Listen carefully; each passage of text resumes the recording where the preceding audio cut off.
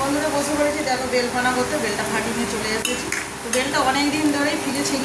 তো মেয়ে এখন বলছে মা বেলটা খাবে না, আমার তো মনেও নেই। তো আমি বলি তাহলে ঠিক আছে নিয়ে এসো, সন্ধ্যেবেলায় বেল পানা খাওয়াবো। তো বেলটাকে ফাটিয়ে, বেলটা পুরো পাকা বেল বন্ধুরা, তো দেখো পাকা বেল, খুব সুন্দর মিষ্টি। আমার চেক করে দেখা হয়ে গেছে। আর বেল পানা খাবে তো চলে এসো বন্ধুরা, আমাদের তো খুবই পছন্দ বেল পানা।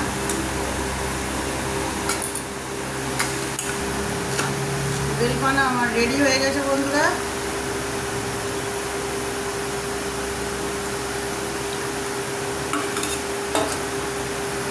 শুধু না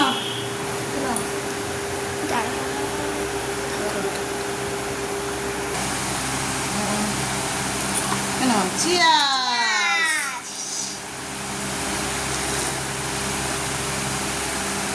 দারুণ খেতে বন্ধুরা।